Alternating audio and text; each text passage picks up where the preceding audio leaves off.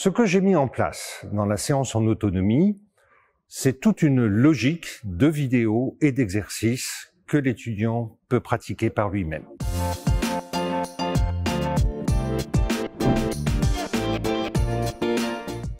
Bonjour, je suis Philippe Wagner, responsable du cours Fondamentaux du marketing, qui est un cours destiné aux élèves de première année du programme Grande École de l'EMLV.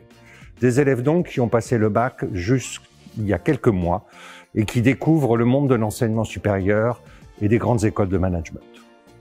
Je viens vous raconter l'histoire de la transformation d'un cours qui se passait en classe en une séance complètement en autonomie pour les élèves. Vous allez voir comment j'ai fait, pourquoi je l'ai fait, quels en sont les résultats.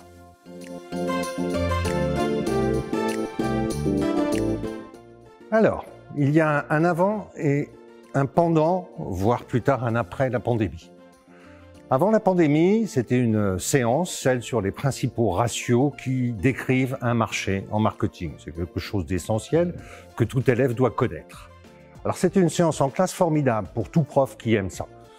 Présentation d'un ratio, expliquer pourquoi on utilise ce ratio, montrer comment on fait le calcul, donner un exercice à faire aux élèves et ensuite corriger tous ensemble en classe.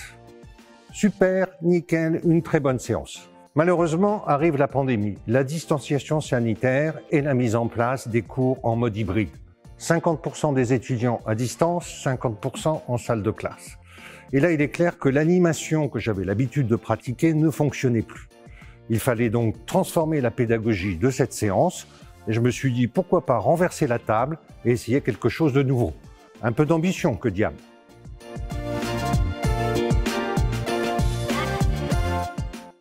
Ce que j'ai mis en place dans la séance en autonomie, c'est toute une logique de vidéos et d'exercices que l'étudiant peut pratiquer par lui-même.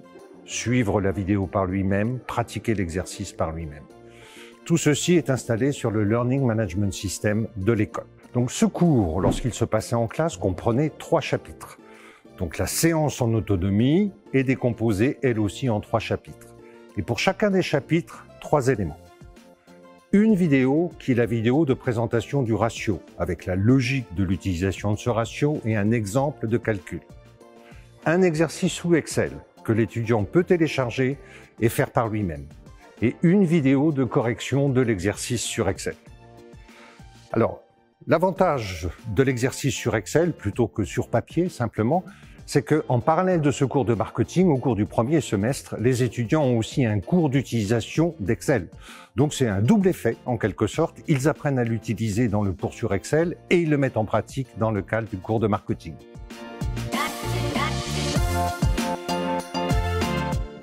Je vous propose maintenant de faire le bilan. Un premier bilan côté étudiant. Lorsque je les ai retrouvés en salle de classe après leur travail en autonomie, ils auront 15 jours pour le faire, je leur ai demandé comment ça s'était passé, s'ils avaient eu des difficultés, quel était leur ressenti. La plupart m'ont dit « c'est super parce qu'on peut aller voir la vidéo quand on veut, on peut le faire autant de fois que l'on veut, on n'a pas besoin de venir de vous demander des explications supplémentaires ». Par ailleurs, je l'ai appris un peu plus tard, il est évident que c'est plus facile pour un étudiant qui va réviser pour son examen d'aller voir une séquence vidéo de 5 minutes plutôt que d'aller voir un replay d'un cours de 3 heures. Bon. Ceci dit, une chose importante, c'est que ce travail en autonomie a lieu dans le cadre d'un planning de séance.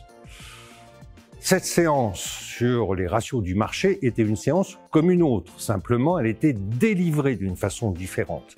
Mais elle s'inscrivait dans la logique d'un cours et d'une progression d'un cours. Il était donc important de contrôler si les étudiants faisaient le travail à temps. Pour ça, 2 recettes. La première recette, c'est que je suis allé voir très régulièrement le nombre de vues et le temps moyen de vue des vidéos. Une façon de contrôler un petit peu ce qui se passait pendant le temps où ils devaient suivre cette séquence en autonomie. Et deuxième élément de la recette, c'est que je leur avais promis un quiz quand on allait se retrouver en séance en classe juste après cette séquence en autonomie. Qui aime bien châtie bien, n'est-ce pas?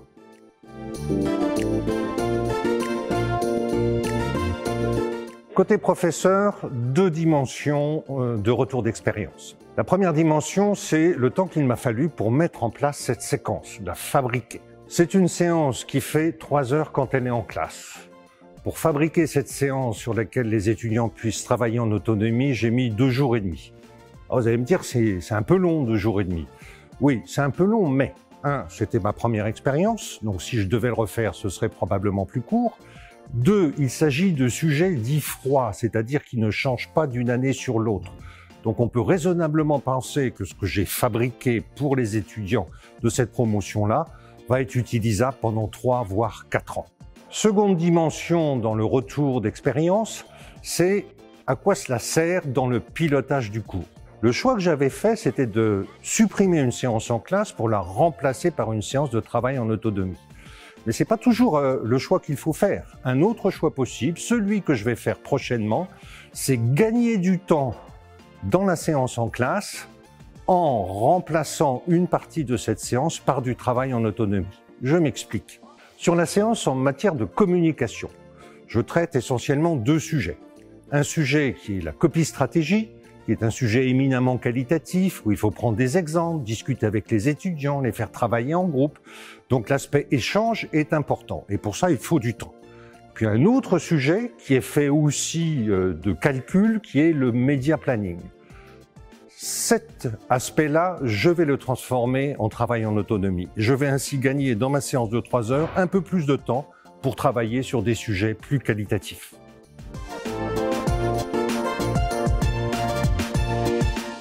Pour conclure, quelques éléments, quelques pistes de réflexion. 1. Sur l'apport du digital. Il est clair que j'ai utilisé le digital dans la mesure où il apportait de la valeur ajoutée. C'est donc pas une approche systématique, c'est une approche quand cela signifie quelque chose, que cela apporte de la valeur ajoutée pour l'étudiant et ou pour le professeur. Je me suis même laissé dire, au gré de quelques bruits de couloir, que finalement, cette séance, elle était peut-être bien mieux en travail en autonomie qu'en salle de classe. Bon, ça apprend l'humilité. Deuxième élément de conclusion, c'est le fait que cela permet de gérer différemment des séances et ça introduit de la variété dans l'expérience de l'étudiant dans le cadre d'un même cours. Et cette variété, c'est ce qui permet d'animer l'intérêt d'un étudiant tout au long d'un semestre qui va suivre ce cours. Voilà, alors je vais essayer de motiver un certain nombre de mes collègues dans d'autres domaines, en comptabilité, en finance, en droit, en ressources humaines, etc., à traiter des sujets froids de la façon dont je l'ai fait, parce qu'ils vont y gagner en souplesse finalement dans l'animation de leur cours. Et puis j'espère que ce témoignage pourra vous être utile. À bientôt, au revoir.